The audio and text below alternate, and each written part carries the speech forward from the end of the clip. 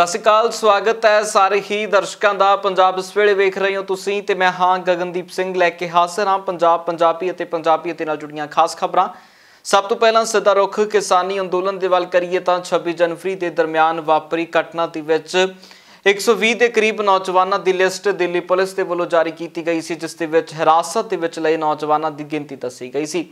इन्हां 120 नौजवानों दे विचों कुछ नौजवानों की जमानत अर्जी लाई गई सी, जिस दे विचों हुण कुछ नौजवानों को जमानत मिल चुकी है। यह जमानत अर्जी दिल्ली सिख गुरुद्वारा प्रबंधक कमेटी के वलों लाई गई सी, जिस दे विच दिल्ली सिख गुरुद्वारा प्रबंधक कमेटी नूं सफलता हासिल हुई है ते कुछ नौजवानों की जमानत दे उत्ते कोर्ट ने उन्होंने जमानत दे दी गई है। सुनते हैं कि आखिरकार किस तरह ये जमानत हुई है ते परिवारक मैंबरों को भी दिल्ली सिख गुरुद्वारा प्रबंधक कमेटी ने उन्हां तक पहुंचण की अपील की है।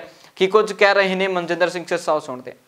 ਅੱਜ ਦਿੱਲੀ ਸਿੱਖ ਗੁਰਦੁਆਰਾ ਮੈਨੇਜਮੈਂਟ ਕਮੇਟੀ ਨੇ ਜਿਹੜੇ ਕਿਸਾਨ ਅੰਦੋਲਨ ਦੇ ਦੌਰਾਨ ਕੁਝ ਸਾਡੇ ਨੌਜਵਾਨਾਂ ਨੂੰ ਬੰਦ ਕਰ ਦਿੱਤਾ ਗਿਆ ਸੀ, ਜਿਹਦੇ ਅੰਦਰ 120 ਲੋਕਾਂ ਦੇ ਮੁਕੱਦਮੇ ਦਰਜ ਕਰਕੇ ਅਰੈਸਟ ਕੀਤਾ ਗਿਆ ਸੀਗਾ। ਅੱਜ ਉਹਨਾਂ ਚੋਂ ਇੱਕ FIR ਜਿਹੜੀ ਸੀ, ਜਿਹੜੀ ਕਿ ਪੁਲਿਸ ਸਟੇਸ਼ਨ ਬਾਬਾ ਹਰੀਦਾਸ ਨਗਰ ਦੀ ਸੀ, ਉਸ ਦੇ ਅੰਦਰ ਲਵਪ੍ਰੀਤ ਸਿੰਘ ਸਨ ਆਫ ਗੁਰਮੇਲ ਸਿੰਘ ਮਾਨਸਾ ਤੋਂ, ਰਮਨਦੀਪ ਸਿੰਘ ਸਨ ਆਫ ਕੁਲਵੰਤ ਸਿੰਘ ਮਾਨਸਾ ਤੋਂ, ਜਸਵਿੰਦਰ ਸਿੰਘ ਸਨ ਆਫ ਭੂਰਾ ਸਿੰਘ ਮਾਨਸਾ ਤੋਂ, ਇਹਨਾਂ ਤਿੰਨਾਂ ਦੀ ਜ਼ਮਾਨਤ ਜਿਹੜੀ ਆ ਅੱਜ ਸਾਡੇ ਦਿੱਲੀ ਸਿੱਖ ਗੁਰਦੁਆਰਾ ਮੈਨੇਜਮੈਂਟ ਕਮੇਟੀ ਦੇ ਐਡਵੋਕੇਟ ਭੁੱਲਰ ਸਾਹਿਬ ਦੀ ਅਥਕ ਪ੍ਰਯਾਸਾਂ ਸਦਕੇ ਹੋ ਗਈ ਆ। ਇਹਨਾਂ ਤਿੰਨਾਂ ਨੂੰ ਕੱਲ ਜੇਲ੍ਹ ਤੋਂ ਰਿਹਾ ਕਰ ਦਿੱਤਾ ਜਾਏਗਾ। ਮੈਂ ਇਹਨਾਂ ਦੇ ਪਰਿਵਾਰ ਨੂੰ ਬੇਨਤੀ ਕਰਦਾ ਕਿ ਸੰਪਰਕ ਕਰਨ ਤਾਂ ਕਿ ਕੱਲ ਇਹਨਾਂ ਨੂੰ ਰਿਹਾ ਕੀਤਾ ਜਾਵੇ। ਔਰ ਨਾਲ ਹੀ ਸਰਦਾਰ ਗੁਰਮੇਲ ਸਿੰਘ ਜੀ ਔਰ ਸਰਦਾਰ ਜੀਤ ਸਿੰਘ ਜੀ, ਜਿਹੜੇ ਕਿ 80 ਸਾਲ ਦੇ ਸਾਡੇ ਬਜ਼ੁਰਗ ਨੇ ਔਰ ਇੱਕ 70 ਸਾਲ ਦੇ, ਇਹਨਾਂ ਦੀ ਵੀ ਕੱਲ ਬੇਲ ਐਪਲੀਕੇਸ਼ਨ ਲੱਗੀ ਆ। दिल्ली गुरुद्वारा मैनेजमेंट कमेटी की पूरी कोशिश रहूगी कि कल इन्हां दी भी जमानत हो जाए। उधर राकेश टिकैत दे वल्लों भी प्रधानमंत्री नरेंद्र मोदी दियां वख-वख गल्लां दा जवाब दिता गया। कि कुछ कह रहे ने राकेश टिकैत, तो सुनते हैं। देश में भूख पे व्यापार नहीं होगा। भूख कितनी लगेगी, अनाज की कीमत उतनी होगी। देश में भूख से व्यापार करने वालों को बाहर निकाला जाएगा। जिस तरह से फ्लाइट के टिकट एक ही दिन में 4 बार उनके टिकटों के रेट ऊपर नीचे होते हैं, इसी तरह से अनाज की कीमतें किस आदमी को किस टाइम पे कितनी भूख लगेगी, उसकी कीमत देश में अनाज की कीमत भूख पे तय नहीं होगी। उन्होंने बोला कि अभी रास्ते अभी भी खुले हैं, सदन के रास्ते के थ्रू भी हम न्योता जमीन से जोड़कर कहा है जो कॉन्ट्रैक्ट फार्मिंग। तुम्हें दिक्कत हो रही है। दूध की भी पॉलिसी लेकर आ रहे हैं। बाहर से दूध बहुत निर्यात हो रहा है। देश का किसान जो दूध उत्पादन करने वाला है वो मर गया पूर्ण रूप से।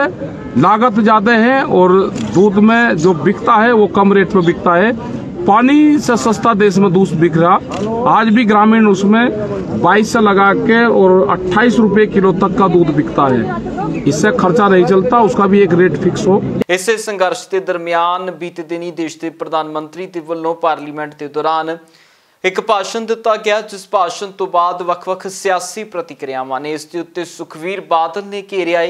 इसके उत्ते कांग्रेस ने भी भाजपा नूं घेरिया। वख-वख सियासी तरह के बयान ने, जिस दे विच किसे दी सहमति है प्रधानमंत्री नरेंद्र मोदी के बयान के नाल ते कईयां ने असहमति जताई है। पहला वो बयान सुनाउने आ वख-वख पोलीटिकल धिरां दे, जिन्हां दे वल्लों प्रधानमंत्री नरेंद्र मोदी के भाषण के उत्ते टिप्पणी की गई है। ऐसा है, प्रधानमंत्री जी बुला रहे तो बहुत बेहतरीन है, मगर पंजाब और हरियाणा और वेस्टर्न यूपी और देश के किसानों के लिए कोई बहुत अच्छा संदेश नहीं आज दिया।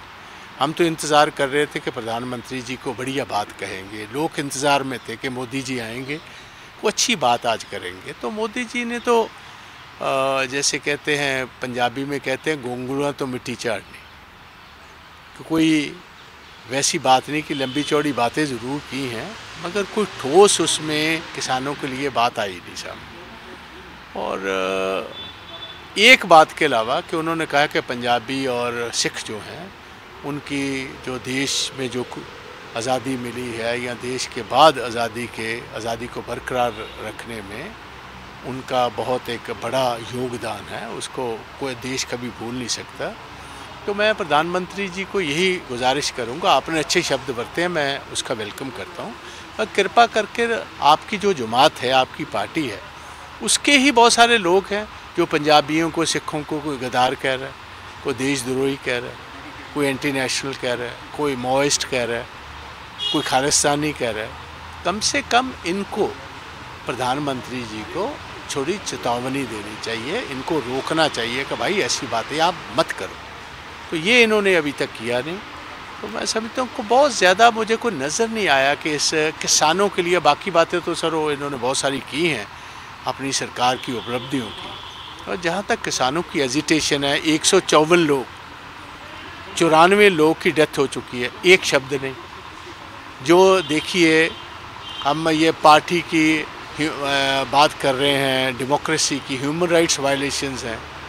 बिजली का कनेक्शन काट दिया, पानी का कनेक्शन काट दिया, इंटरनेट के कनेक्शन काट दिए, टॉयलेट जो लगे हैं उनका पानी का कनेक्शन काट दिया। ये जो वायलेशंस हो रही हैं हिंदुस्तान में, महात्मा गांधी का देश, जहाँ डिक्टेटरशिप्स है वहाँ तो ये बातें सुनी हैं।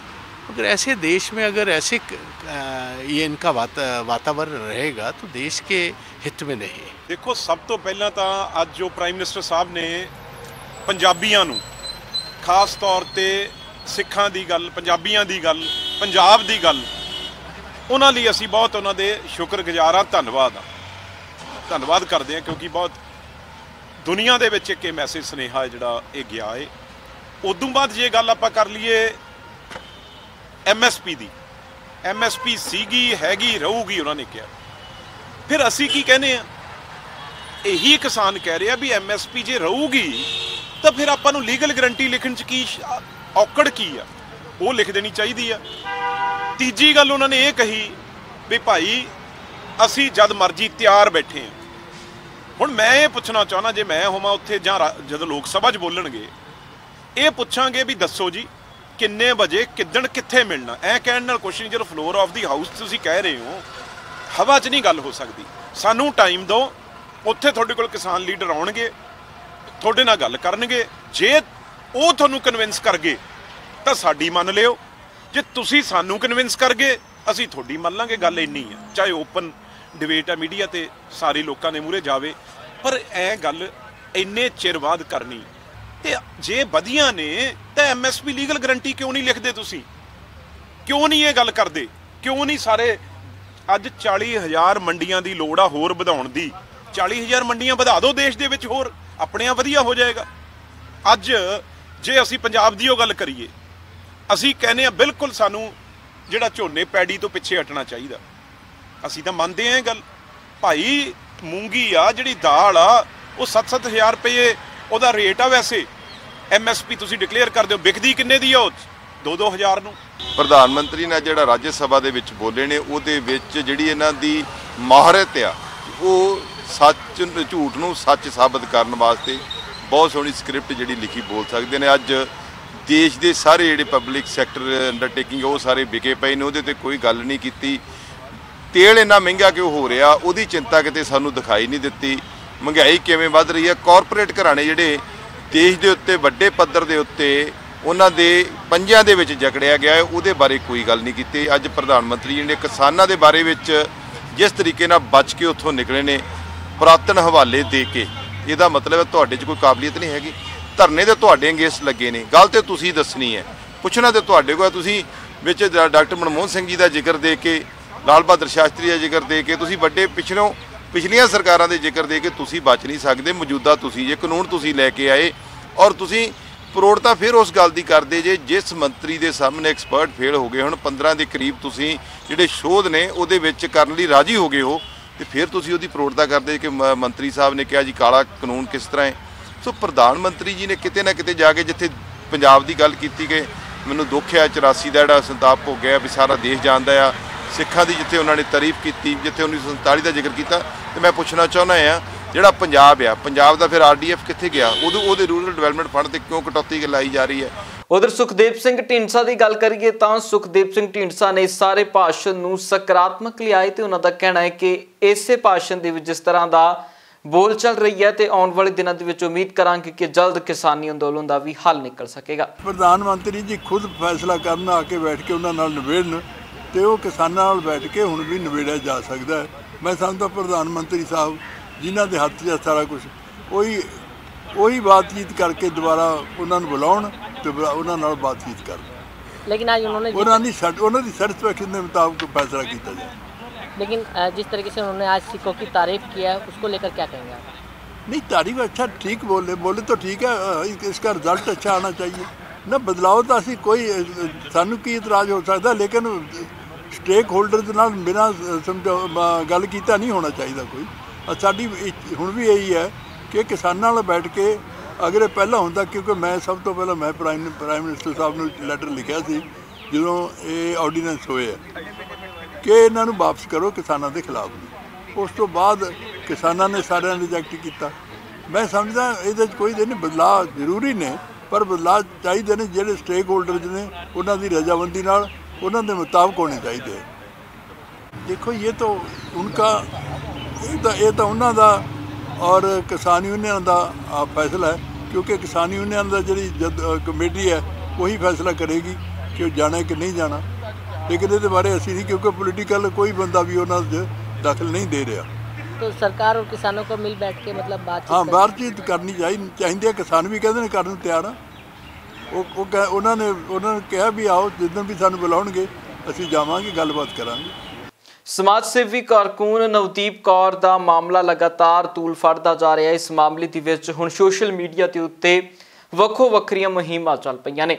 ਵੱਖੋ ਵੱਖਰੀ ਜਗ੍ਹਾ ਤੇ ਉੱਤੇ ਨਵਦੀਪ ਤੇ ਰਿਲੀਜ਼ ਕਰਨ ਦੀ ਮੰਗ ਉੱਠ ਰਹੀ ਹੈ ਤੇ ਇਸੇ ਮਾਮਲੇ ਦੇ ਵਿੱਚ ਦਿੱਲੀ ਦੇ ਸਰਨਾ ਧੜੇ ਦੇ ਕੁਝ ਮੈਂਬਰ ਜਾ ਕੇ ਨਵਦੀਪ ਨੂੰ ਜੇਲ੍ਹ ਦੇ ਵਿੱਚ ਮਿਲ ਕੇ ਆਏ ਨੇ, ਜਿਸ ਦਰਮਿਆਨ ਉਹਨਾਂ ਨਵਦੀਪ ਦੇ ਨਾਲ ਗੱਲਬਾਤ ਕੀਤੀ ਹੈ ਤੇ ਉਸ ਦੀ ਸਿਹਤ ਦੇ ਬਾਰੇ ਵੀ ਜਾਣਕਾਰੀ ਲੈ ਕੇ ਪਰਤੇ ਨੇ। ਕਿ ਕੁਝ ਇਸ ਮੌਕੇ ਦੇ ਉੱਤੇ ਸਰਨਾ ਧੜੇ ਦੇ ਆਗੂ ਦਾ ਕਹਿਣਾ ਹੈ, ਉਹ ਸੁਣਦੇ ਹਾਂ। पिछले हफ्ते सानू बीबी नवदीप कौर पता चलिया भी पुलिस बड़े तसीहे कर रही है और उन्होंने करनाल जेल चो कैद है। असी सार अंग्रेज से उन्होंने भेजा करनाल वालियां उहदे पता करने वास्ते। उन्होंने दसिया कि मैं जेल च मिल के आया, बीबी दे सट्टां ते लगियां होईयां। फिर असी फैसला किया कि SSP जिहड़े सोनीपत है सरदार JS संधावा साहब, उन्होंने असी टाइम ले लिया। अज सवेरे असी 11 वजे का साडा टाइम सी, असी 11 वजे उन्होंने दफ्तर पहुँचे। उन्होंने जी असी चिट्ठी लिखी सी उन्होंने बई बीबी दे नाल इस तरह दी गल्लां हो रही हैं और तुसी इसकी इन्वेस्टिगेशन दोबारा कराई जाए और बीबी अगर बेल वास्ते अप्लाई करे तो उहदे विच रुकावट ना पाई जाए। उधर मनजीत सिंह जीके दे वल्लों भी एक प्रेस कॉन्फ्रेंस की गई है, जिस प्रेस कॉन्फ्रेंस दे विच उन्हां कुछ दिन पहला गायब हुए नौजवान नूं लैके गलबात की है ते इसे मामले दे विच ओह दिल्ली हाईकोर्ट दे विच भी पहुंचे ने, जिस दे मामले के तहत हुण दिल्ली हाईकोर्ट ने लापता नौजवान के मामले दे विच जवाब तलब किया दिल्ली पुलिस के कोलों कि जां तां नौजवान किस हिरासत दे विच है, किस जेल दे विच, इस गल की पुष्टि की जाए जां फिर उस नौजवान नूं लभ्या जाए। ये जिहड़ा इशू है असी हिबस कॉर्पस एक पटीशन पाई सी कि साडे कोल इन्फॉर्मेशन है कि 50 के करीब बच्चे नहीं लभ रहे। जज साहब ने सानू आख्या कि ब्लड रिलेशन पा सकदा, तुसी नहीं पा सकते। लेकिन उसका फायदा की होया, दिल्ली पुलिस ने उस दिन 120 बंदियां दी लिस्ट जारी करती जिहड़ी उन्हां कोल कस्टडी सीगे। साडे कोल ये केस जींद तो आंदा है, जींद दा बलविंदर सिंह है, ओहदा केस हैगा। और जदों इन्हां ने सानू अप्रोच किया असी ये केस हाई कोर्ट च पाया। अज उहदी डेट सी डिवीजन बेंच कोल। कल वास्ते दिल्ली पुलिस नूं कह दिता गया जज साहब वालों कि ये बच्चा लभ के दिओ, तुहाडी कस्टडी च है कि नहीं है। अगर नहीं है तो इस नूं लभण दी भी जिम्मेवारी दिल्ली पुलिस की है। कल सवेरे दिल्ली पुलिस ने अपना जवाब देना कोर्ट दे विच। मैं समझदा कि वड्डी जित है। किसी का भी कोई बच्चा गवाचा होवे सानू अप्रोच करो, असी हैल्पलाइन नंबर दिते हुए ने, हर लैवल ते असी उन्हां नूं जिहड़ी सहूलत है वो दे रहे हैं। नहीं, दिल्ली पुलिस ने ये कहा है कि भी जो हमने बंदे अरेस्ट किए थे या डिटेन किए थे वो हम प्रोड्यूस कर चुके हैं। इसका हमें कुछ नहीं पता ये बंदा कहाँ है कहाँ नहीं है, हमें समय दो, हम इसको ढूंढ के लाते हैं। उधर आम आदमी पार्टी के वालों भी प्रेस कॉन्फ्रेंस की गई है, जिस दरमियान आम आदमी पार्टी के पंजाब प्रभारी ਅਤੇ दिल्ली तो विधायक जरनैल सिंह इस प्रेस कॉन्फ्रेंस ਵਿੱਚ मौजूद रहे ने। उन्होंने कई ਵੱਡੇ ਆਗੂਆਂ ਨੂੰ आम आदमी पार्टी ਦੇ ਵਿੱਚ दाखिल करवाया ਤੇ ਨਾਲ ਹੀ ਉਹਨਾਂ ਨੇ ਸਿਆਸੀ ਤੌਰ ਤੇ ਉੱਤੇ ਆਪਣੇ ਵਿਰੋਧੀਆਂ ਦੇ ਉੱਤੇ ਵੀ ਇਲਜ਼ਾਮ ਕੱਢੇ ਨੇ। ਤੇ ਮੈਂ ਕਹਿੰਦਾ ਸ਼ਰਮ ਆਣੀ ਚਾਹੀਦੀ ਸੀ ਬਈ, ਜਿੰਨੀ ਵੀ ਵੱਡੀ ਮੂਵਮੈਂਟਸ ਹੋਈਆਂ ਨੇ, ਜੇ ਕੁਝ ਥੋੜਾ ਬਹੁਤ ਦੇਸ਼ ਦਾ ਬਚਾਅ ਹੋਇਆ ਜੀ। ਅੱਜ ਦਿੱਲੀ 'ਚ ਵੀ ਆਪਾਂ ਵੇਖਦੇ ਹਾਂ ਬਈ ਇੱਕ ਨਵੇਂ ਕਿਸਮ ਦੀ ਰਾਜਨੀਤੀ ਦੀ ਸ਼ੁਰੂਆਤ ਹੋਈ ਹੈ। ਤੇ ਮਹਾਤਮਾ ਗਾਂਧੀ ਜੀ ਤੋਂ ਲੈ ਕੇ ਉਹਨਾਂ ਤੋਂ ਪਹਿਲਾਂ ਤੋਂ ਲੈ ਕੇ ਤੇ ਅੱਜ ਤੱਕ ਦੀ ਗੱਲ ਕਰ ਲਓ ਤੇ ਜਿੰਨੇ ਵੱਡੇ ਸੁਧਾਰ ਹੋਏ ਨੇ ਤੇ ਕਿਤੇ ਨਾ ਕਿਤੇ ਉਹਦੇ ਮੁੱਢ ਵਿੱਚ ਕੋਈ ਨਾ ਕੋਈ ਅੰਦੋਲਨ ਰਿਹਾ। ਤੇ ਅੱਜ ਤੁਸੀਂ ਅੰਦੋਲਨ ਜਿਵੇਂ ਕਿਹਾ ਕਿ ਉਹ ਸਾਰਿਆਂ ਨੂੰ ਸ਼ਰਮਿੰਦਾ ਕਰ ਰਹੇ ਹੋ। ਆਪਣੀ ਬੀਜੇਪੀ ਨੇ ਵੀ ਕਈ ਵਾਰੀ ਅੰਦੋਲਨ ਕੀਤੇ ਹੋਣੇ ਨੇ, ਮਹਾਤਮਾ ਗਾਂਧੀ ਤੋਂ ਲੈ ਕੇ ਭਗਤ ਸਿੰਘ ਜੀ ਤੋਂ ਲੈ ਕੇ ਹਰ ਇੱਕ ਬੰਦੇ ਨੇ ਦੇਸ਼ ਦੇ ਭਲਾਈ ਵਾਸਤੇ ਟਾਈਮ ਤੇ ਅੰਦੋਲਨ ਕੀਤੇ ਨੇ। ਤੇ ਅੱਜ ਇਹਨਾਂ ਨੇ ਉਹ ਸਾਰੇ ਅੰਦੋਲਨਕਾਰੀਆਂ ਨੂੰ ਵੀ ਸ਼ਰਮਿੰਦਾ ਕੀਤਾ। ਮੈਂ ਕਹਿੰਦਾ ਇਹਨਾਂ ਨੂੰ ਮਾਫੀ ਮੰਗਣੀ ਚਾਹੀਦੀ ਹੈ ਉਸ ਬਿਆਨ ਤੇ ਤੇ ਜੋ ਗੁੰਮਰਾਹ ਪ੍ਰਧਾਨ ਮੰਤਰੀ ਸਾਹਿਬ ਆਪ ਕਰ ਰਹੇ ਨੇ। ਤੇ ਮੈਂ ਤਾਂ ਕਹਿਣਾ ਅੰਦੋਲਨ ਜੀਵੀ ਦੀ ਥਾਂ ਤੇ ਸਭ ਤੋਂ ਵੱਡਾ ਟੈਗ ਤੇ ਪ੍ਰਧਾਨ ਮੰਤਰੀ ਸਾਹਿਬ ਤੇ ਜੁਮਲਾ ਜੀਵੀ ਦਾ ਲੱਗਣਾ ਚਾਹੀਦਾ ਕਿ ਇਹਨਾਂ ਦੇ ਜੁਮਲਿਆਂ ਨੇ ਜੋ ਦੇਸ਼ ਦਾ ਹਾਲ ਕੀਤਾ ਹੈ ਉਸ ਤੋਂ ਜ਼ਿਆਦਾ ਬਦਹਾਲੀ ਨਹੀਂ ਹੋ ਸਕਦੀ ਸੀ। ਤੇ ਗੁੰਮਰਾਹ ਕਰਨ ਦੀ ਜਿੱਥੇ ਤੱਕ ਗੱਲ ਹੈ, ਪ੍ਰਧਾਨ ਮੰਤਰੀ ਸਾਹਿਬ ਤੋਂ ਜ਼ਿਆਦਾ ਅੱਜ ਤੱਕ ਦੇਸ਼ ਨੂੰ ਗੁੰਮਰਾਹ ਕਿਸੇ ਨੇ ਨਹੀਂ ਕੀਤਾ। ਤੇ ਉਧਰ ਪ੍ਰਧਾਨ ਮੰਤਰੀ ਦੇ ਭਾਸ਼ਣ ਦੇ ਉੱਤੇ ਸੁਖਵੀਰ ਸਿੰਘ ਬਾਦਲ ਦਾ ਪ੍ਰਤੀਕਰਮ ਹੈ। ਸੁਖਵੀਰ ਸਿੰਘ ਬਾਦਲ ਨੇ ਸਿੱਧੇ ਤੌਰ ਤੇ ਉੱਤੇ ਪੂਰੇ ਭਾਸ਼ਣ ਦੀ ਵੀ ਨਖੇਦੀ ਕੀਤੀ ਹੈ ਤੇ ਨਾਲ ਹੀ ਉਹਨਾਂ ਦੇ ਵੱਲੋਂ ਇਸ ਮੌਕੇ ਦੇ ਉੱਤੇ ਗੱਲ ਕਹੀ ਗਈ ਹੈ ਕਿ ਕਿਸਾਨ ਅੰਦੋਲਨ ਨਿਰਪੱਖ ਅੰਦੋਲਨ ਹੈ ਤੇ ਕਿਸੇ ਧਰਮ ਦੇ ਨਾਲ ਇਸ ਨੂੰ ਨਾ ਜੋੜਿਆ ਜਾਵੇ। ਇਸ ਦੇ ਉੱਤੇ ਸੁਖਵੀਰ ਸਿੰਘ ਬਾਦਲ ਦਾ ਪ੍ਰਤੀਕਰਮ ਸੁਣਦੇ ਹਾਂ।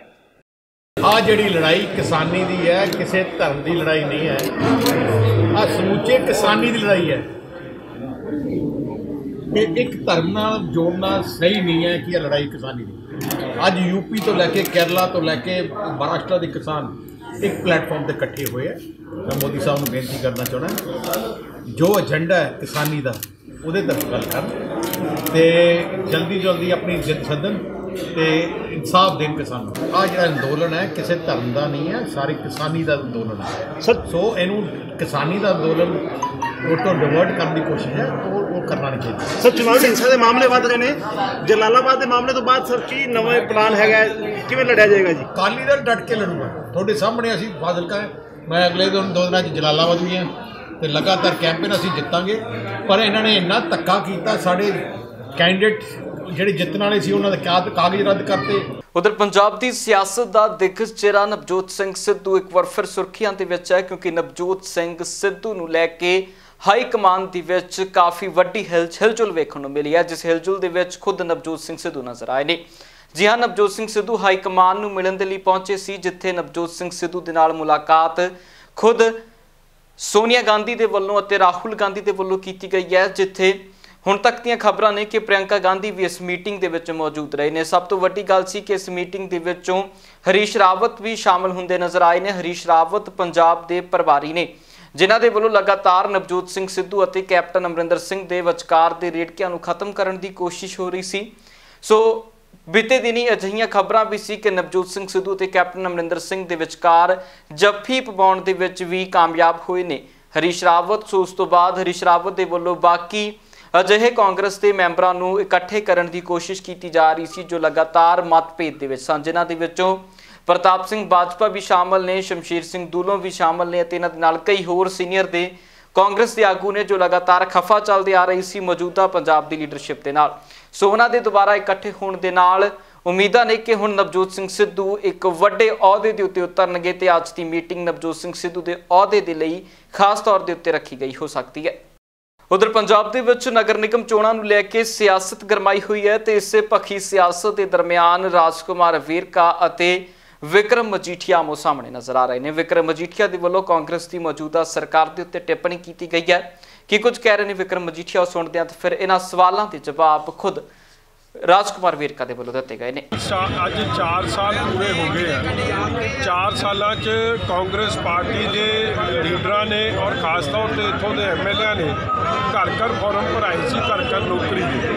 ਨਾ ਤਾਂ ਘਰ ਘਰ ਨੌਕਰੀ ਦਾ ਕੁਝ ਬਣਿਆ। ਬੱਤੀ ਦੇ ਰੇਟ ਬਿਜਲੀ ਦੇ ਅੱਜ 9 ਰੁਪਏ ਯੂਨਿਟ ਹੋ ਗਏ ਆ। ਲੋਕਾਂ ਨੂੰ ਬਹੁਤ ਵੱਡੀ ਮਹਿੰਗਾਈ ਦਾ ਸਾਹਮਣਾ ਕਰਨਾ ਪੈ ਰਿਹਾ। ਇਸੇ ਤਰ੍ਹਾਂ ਡੀਜ਼ਲ ਪੈਟਰੋਲ ਦੇ ਦਾਮਾਂ ਤੇ ਟੈਕਸ ਲਾ ਕੇ ਉਹਦੀ ਬਹੁਤ ਵੱਡੀ ਵਸੂਲੀ ਹੋ ਰਹੀ ਹੈ, ਲੋਕਾਂ ਨੂੰ ਬੋਝ ਪੈ ਰਿਹਾ। ਜਿਹੜੇ ਸ਼ਗਨ ਦੇ ਚੈੱਕ ਸਨ, ਜਿਹੜਾ 51,000 ਕਰਨ ਦੀ ਗੱਲ ਸੀ 4 ਸਾਲ ਉਹ ਟਪਾ ਤੇ, ਪੈਨਸ਼ਨ 2,000 ਕਰਨ ਦੀ ਗੱਲ ਸੀ ਉਹ ਨਹੀਂ ਦਿੱਤੀ, ਲੋਕਾਂ ਦੇ ਆਟੇ ਦਾਲ ਦੇ ਕਾਟ ਕੱਢਤੇ। ਇਹ ਸਾਰੇ ਮੁੱਦਿਆਂ ਨੂੰ ਲੈ ਕੇ, ਡਿਵੈਲਪਮੈਂਟ ਨੂੰ ਨਾਲ ਲੈ ਕੇ ਸਿਰਫ ਤੇ ਸਿਰਫ ਅੱਜ ਧੱਕੇਸ਼ਾਹੀ ਦੇ ਬਲ ਤੇ ਇਲੈਕਸ਼ਨ ਜਿੱਤਣਾ ਚਾਹੁੰਦੇ ਆ। ਐਮਐਲਏ ਸਾਹਿਬ ਨੇ ਇੱਥੋਂ ਦਿਆਂ ਨੇ ਜ਼ੋਰ ਮਾਰ ਲਿਆ ਕਿ ਕਾਗਜ਼ ਕੱਟੇ ਜਾਣ, ਕਾਗਜ਼ ਸ਼੍ਰੋਮਣੀ ਅਕਾਲੀ ਦਲ ਦੇ ਰੱਦ ਹੋ ਜਾਣ। ਮੈਂ ਧੰਨਵਾਦੀ ਹਾਂ ਉਹਨਾਂ ਅਫਸਰਾਂ ਦਾ ਜਿਨ੍ਹਾਂ ਨੇ ਸਹੀ ਕੰਮ ਕੀਤਾ। ਮੈਂ ਅੱਜ ਵੀ ਲੋਕਾਂ ਨੂੰ ਅਪੀਲ ਇਹ ਕਰਦਾ ਕਿ ਇਹ ਇਲੈਕਸ਼ਨ ਕਿਸੇ ਹੋਰ ਦੀ ਨਹੀਂ, ਇਹ ਇਲੈਕਸ਼ਨ ਤੁਹਾਡੇ ਇਨਸਾਫ ਦੀ ਹੈ, ਤੁਹਾਡੇ ਭਲੇ ਦੀ ਹੈ। ਜੇ ਕੈਪਟਨ ਅਮਰਿੰਦਰ ਸਿੰਘ ਦਾ ਇਸੇ ਤਰ੍ਹਾਂ ਜੋ ਮਹਿੰਗਾਈ ਦਾ ਹਿਸਾਬ ਕਿਤਾਬ ਕੀਤਾ ਹੋਇਆ, ਭਾਵੇਂ ਉਹ ਬਿਜਲੀ ਦੇ ਰੇਟ ਹੈ, ਭਾਵੇਂ ਉਹ ਤੇਲ ਦੀਆਂ ਟੈਕਸ ਲਾ ਕੇ ਜਿਹੜੀ ਵਸੂਲੀ ਹੈ, ਇਹ ਸਾਰੀ ਚੀਜ਼ਾਂ ਨੂੰ ਜੇ ਕਾਂਗਰਸ ਨੂੰ ਸਬਕ ਸਿਖਾਉਣਾ ਤੇ ਇਸ ਵੇਲੇ ਜੰਡਿਆਲੀ ਜਿਹੜੀ ਕਸਬੇ ਦੀ ਚੋਣ ਹੈ ਉਹਦੇ 'ਚ ਕਾਂਗਰਸ ਨੂੰ ਚੱਲਦਾ ਕਰੋ। ਤੇ ਹੁਣ ਰਾਜਕੁਮਾਰ ਵੇਰਕਾ ਦੀ ਗੱਲਬਾਤ ਸੁਣਾਉਂਦੇ ਆ। ਰਾਜਕੁਮਾਰ ਵੇਰਕਾ ਦਾ ਕਹਿਣਾ ਹੈ ਕਿ ਭਾਜਪਾ ਹੋਵੇ ਜਾਂ ਅਕਾਲੀ ਦਲ ਹੋਵੇ, ਉਹ ਇਸ ਕਰਕੇ ਕਾਂਗਰਸ ਉੱਤੇ ਟਿੱਪਣੀ ਕਰ ਰਹੇ ਨੇ ਕਿਉਂਕਿ ਇਹਨਾਂ ਦੀਆਂ ਜ਼ਮਾਨਤਾਂ ਜ਼ਬਤ होनियां ने। होर की कुछ राजकुमार वेरका ने क्या सुनते हैं। जिनका कोई गोत्र नहीं उनका कुशाल गोत्र, जिनकी जमानतें जब्त होनी है वो हमारे ऊपर इल्ज़ाम लगा रहे हैं। पंजाब में आपको कोई पूछता नहीं और बीजेपी का भट्ठा बैठा हुआ है। बीजेपी को कोई गांव में जाने नहीं दे रहा, शहरों के अंदर वो घरों से बाहर नहीं निकल पा रहे। आपके उम्मीदवार है कहाँ पे जो इलेक्शन लड़ रहे हैं? आपकी जमानतें जब्त होनी है। और अकाली दल की मुझे हैरानगी है कि वो कह रहा है हमारे कागज रद्द करा दिए, आम आदमी पार्टी कह रही हमारे भी कागज रद्द करा दिए। अरे भाई 1500 उम्मीदवार अकाली दल के इलेक्शन लड़ रहे हैं, 1600 उम्मीदवार ये इलेक्शन लड़ रहे हैं आम आदमी पार्टी के, क्योंकि उनको पता है। मैंने कहा कि अगर सचमुच आप में जुर्रत है और आप कह रहे हो कि हमारे पहले कागज रद्द करा दिए, लेकिन जिनके कागज ठीक हुए हैं क्या वो इलेक्शन जीत पाएंगे? ये जमानतें जब्त होगी। आपका डर बोल रहा है, आप डरे हुए हो, बहके हुए हो और डरे हुए लोगों की जमानतें जब्त होती हैं। उधर कर्नाटक के सांसद भी किसानों के हक दे विच पुगते ने। उन्हों का कहना है कि लगातार सरकार पूंजीपतियों के लिए काम कर रही है, जिसनूं लैके उन्होंने वड्डी टिप्पणी की है कि कुछ कह रहे हैं कर्नाटक के सांसद हुसैन। वो सुनते हैं। देखिए, जिस तरह का भाषण आज हुआ है उसमें सिर्फ पुरानी घिसी पेटी बातें, पुराने पॉलिटिकल भाषण, उसमें किसानों की समस्या को लेके कुछ बात नहीं। इतने सारे इश्यूज हम लोगों ने जो उठाया था अपोजिशन पार्टी, उसकी बात नहीं। अपनी ही पीठ थपथपा रहे हैं। प्रधानमंत्री मनमोहन सिंह, जो पूर्व प्रधानमंत्री मनमोहन सिंह की कोई चिट्ठी, शरद पवार जी किस कॉन्टेक्स्ट में क्या लिखे थे, वो सब चीज़ें लेके बचने की उसके पीछे बचने की कोशिश कर रहे थे। हमारा एकदम साफ मार मजाक उड़ाने का, अपोजिशन का, बुद्धिजीवियों का मजाक उड़ाने का, आंदोलन जीवियों का मजाक उड़ाने का। इसका मतलब कोई और किसी के लिए बोली ही मत। और ये बोले समाधान की समस्या का साथ समस्या के साथ, हाँ, समस्या के साथ मत रहिए, समाधान का साथ रहिए। भाई समस्या ही आप हैं। जितनी देश भर में समस्याएं हैं तो आप ही की वजह से हैं। 6 साल आपके हाथ में सत्ता थी, देश था, आपने सारे समस्याएं खड़ा कर दिए। हम तो समाधान करवाना चाह रहे हैं, आप समाधान देना नहीं चाह रहे ना देश को। उधर जम्मू कश्मीर ਦੀਆਂ खूबसूरत घाटियां ਦੇ ਵਿੱਚ बसे गुलमर्ग ਦੇ ਵਿੱਚ विशेष विंटर फैसटीवल करवाया गया। दस दिए कि इस फैसटीवल ਦੇ ਵਿੱਚ ਬਾਲੀਵੁੱਡ ਦੇ ਵੱਡੇ ਸਿਤਾਰੇ मौजूद रहे ਨੇ, जिन्हां सितारिਆਂ ਦੇ ਵੱਲੋਂ खूब मनोरंजन किया गया है आम पहुंचण वाले सैलानियों का। दस दिए कि हर साल यह विंटर फैसटीवल करवाया जाता है। इस विंटर फैसटीवल का प्रबंध खुद ईवेंट आर्मी और जिला प्रशासन के वलों करवाया जाता है। इतनी खूबसूरती मैंने ज़िंदगी में पहले कभी नहीं देखी। मैं दुनिया भर में घूमी हूँ पर इस तरह की खूबसूरती शायद ही कहीं देखी हो। और जिस तरह का विंटर फेस्टिवल यहाँ ऑर्गेनाइज हुआ है, जो स्पोर्ट्स है, म्यूज़िक है, सब कुछ इतना उम्दा है कि मुझे बहुत मज़ा आया। लगा कि हाँ, बहुत ठंड से मैं कांप भी रही थी, पर जिस प्यार से आप लोगों ने हम सभी को वेलकम किया, जितना आप लोगों ने हमें प्यार दिया, उसके वजह से मुझ में एक जोश बढ़ता रहा। ये बहुत ही खूबसूरत जगह है। ये मेरी पहली बार है और शायद मैं बहुत ही इतने सालों बाद आया हूँ, तो मैं अपने आप को बदनसीब समझता था कि मैं इतने पहले क्यों नहीं आया, because this is so beautiful and so nice. इन वादियों में भले ही बहुत ठंड हो और बर्फ़ हो, लेकिन आप लोगों के दिलों में बहुत वार्मथ है और आप में बहुत प्यार है। मैं वादा करता हूँ कि ये मेरा आखिरी बार नहीं होगा, पहली बार तो है, लेकिन मैं यहाँ बार बार आता रहूँगा। बहुत बहुत शुक्रिया, thank you very much and everybody please make it a point two spread this awareness about the winter sports here and people coming to Kashmir. जय हिंद। मैं चंडीगढ़ से आई हूँ और स्पेशली यहाँ पे विंटर फेस्टिवल 2021 गुलमर्ग में होस्ट करने के लिए, और मैं चाहती हूँ हमारे जितने भी लोकल लाइट है, specially from Kashmir guys, Bollywood celebrities आज यहाँ पे पहुँचे, स्पेशली बॉम्बे से Arbaaz Khan, Vidya Balan and Siddharth Roy ji. And we really want कि आप यहाँ पे ज़रूर आए और इस तरह के विंटर फेस्टिवल का लुत्फ़ उठाएं, बिकॉज अगर आप कश्मीर नहीं आए, गुलमर्ग नहीं आए, तो आपने ज़िंदगी में कुछ नहीं देखा। I am performing here today with Altamash Faridi, Bollywood stars भी यहाँ हैं, अरबाज खान, विद्या बालन भी आई हुई है। मेरा सबको यही मैसेज है कि कश्मीर आए। कश्मीर का माहौल अभी बहुत साजगार है, टूरिस्ट बड़े फ्लो में आ रहे हैं, कश्मीर पूरा पैक पड़ा पड़ा हुआ है, गुलमर्ग स्पेशली, तो यहाँ आए और लुत्फअंदोज होके जाए। पंजाब इस वेले दे विच फिलहाल ਲਈ ਨਾ ਹੀ ਫਿਰ ਮੁੜ ਹਾਜ਼ਰ ਹੁੰਨੇ ਆ ਨਵੀਆਂ ਤੇ ਤਾਜ਼ਾ ਅਪਡੇਟਸ ਦੇ ਨਾਲ। ਤਦ ਤੱਕ ਲਈ ਮੈਨੂੰ ਦੀ ਇਜਾਜ਼ਤ। बहुत बहुत धन्यवाद।